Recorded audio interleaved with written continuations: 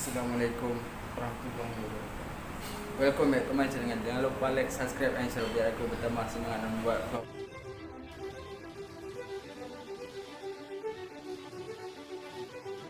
Действительно развивается эффективно. وهي في الحقيقة تتطور بشكل فعال. В сфере политики,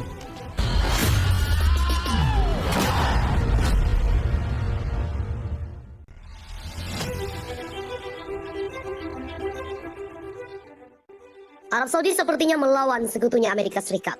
Pasalnya, di saat Amerika Serikat dan sekutunya yang lain menjatuhkan sanksi ekonomi, Arab Saudi justru menegaskan komitmennya terhadap perjanjian OPEC Plus dengan Rusia pada Minggu. Seperti diketahui, Rusia tengah menjadi musuh bersama karena aksinya menginvasi Ukraina pekan lalu. Namun Saudi yang selama ini dianggap salah satu sekutu utama AS di Timur Tengah tampaknya tak sepemikiran dengan Gedung Putih terkait isu itu. Kantor berita Saudi melaporkan bahwa putra mahkota Mohammed bin Salman sempat membahas isu ini dan sikap kerajaan dengan Presiden Prancis Emmanuel Macron. Dalam hal ini, Yang Mulia putra mahkota menegaskan keinginan kerajaan yang stabilitas dan keseimbangan pasar minyak dan komitmen kerajaan terhadap perjanjian OPEC Plus. Anggota OPEC Plus sekelompok 23 negara yang dipimpin oleh Arab Saudi dan termasuk Rusia akan bertemu pada Rabu untuk membahas pelonggaran keran. Hanya beberapa hari setelah invasi Rusia ke Ukraina mengirim minyak mentah melonjak melewati 100 US dollar per barel. Ke-13 anggota OPEC akan bergabung dengan 10 sekutu mereka dalam kelompok OPEC Plus pada pertemuan telekonferensi, sementara Arab Saudi dipandang sebagai gembong negara anggota OPEC asli. Rusia adalah pemain utama di antara 10 negara yang membentuk OPEC. Menlu Rusia dilarang hadiri KTT PBB. Menteri Luar Negeri atau Menlu Rusia Sergei Lavrov tidak akan menghadiri pertemuan tingkat tinggi Dewan Hak Asasi Manusia PBB dan Dewan Perlucutan Senjata di Jenewa. Pertemuan itu dijadwalkan pada Selasa waktu setempat. Kunjungan PM Lavrov ke Jenewa untuk sesi UNHRC dan konferensi peluncutan senjata telah dibatalkan karena larangan yang belum pernah terjadi sebelumnya pada penerbangannya di wilayah udara sejumlah negara Uni Eropa yang telah memberlakukan sanksi anti Rusia. Lavrov dijadwalkan untuk berbicara di Badan Hak Asasi Manusia atau PBB bersama dengan pejabat tingkat tinggi dari lebih 130 negara. Dewan Hak Asasi Manusia PBB memilih Senin pagi untuk mengadakan debat mendesak tentang perang Ukraina. Debat itu diusulkan oleh Yevgenia Filipenko, duta besar Ukraina untuk PBB, tetapi ditolak oleh perwakilan Moskow untuk PBB Gennady Gatilov.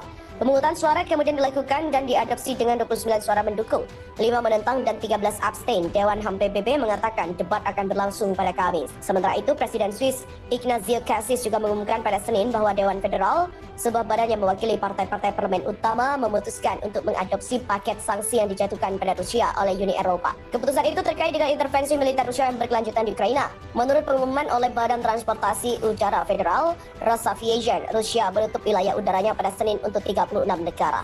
Langkah itu dilakukan setelah Uni Eropa melarang pesawat Rusia dari wilayah udaranya pada Minggu. Swiss tidak termasuk di antara negara-negara yang disebutkan namanya. Lavrov menjabat di bawah kepresidenan Putin dan Dmitry Medvedev. Dia juga menjadi Menteri Luar Negeri pada 2004 dan dalam karirnya ia kerap mewakili Kremlin dalam negosiasi internasional di Jenewa mengenai konflik global seperti di Syria atau yang melibatkan Iran dan dalam pembicaraan dengan Amerika Serikat. Perwakilan Rusia dan Ukraina saat ini melangsungkan negosiasi di perbatasan Belarusia-Ukraina. Tidak ikut jatuhkan sanksi, Arab Saudi malah bekerja sama dengan Rusia.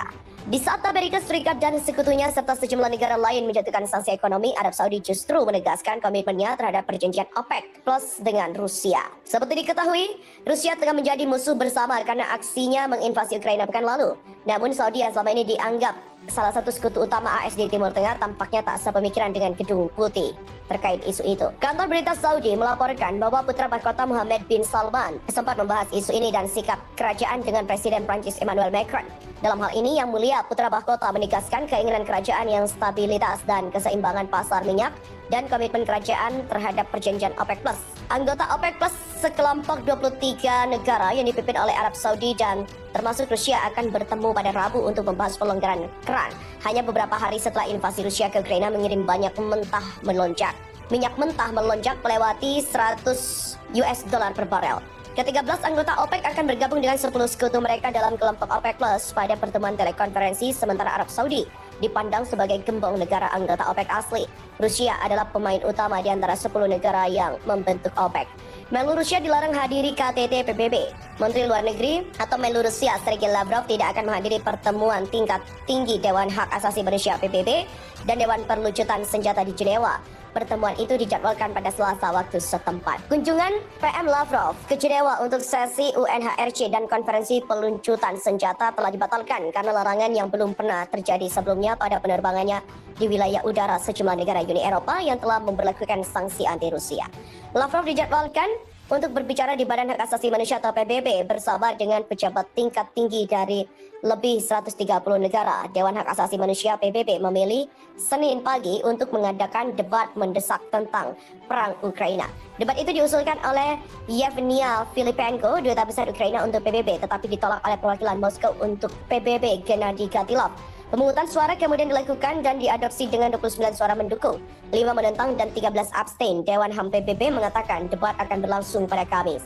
Sementara itu, Presiden Swiss Ignazio Cassis juga mengumumkan pada Senin bahwa Dewan Federal, sebuah badan yang mewakili partai-partai parlemen utama, memutuskan untuk mengadopsi paket sanksi yang dijatuhkan pada Rusia oleh Uni Eropa.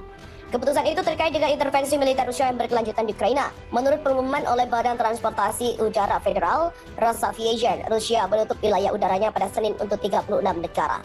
Langkah itu dilakukan setelah Uni Eropa melarang pesawat Rusia dari wilayah udaranya pada Minggu.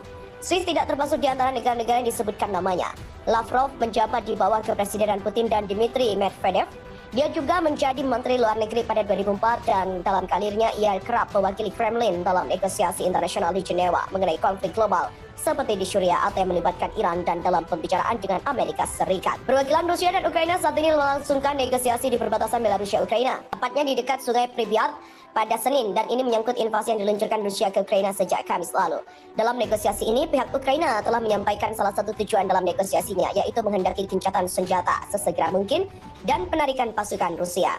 Menurut kantor kepresidenan Ukraina, Kiev mengirimkan sejumlah pejabat tinggi sebagai delegasi. Salah satu pejabat paling senior adalah Menteri Pertahanan Ukraina Alexei Reznikov.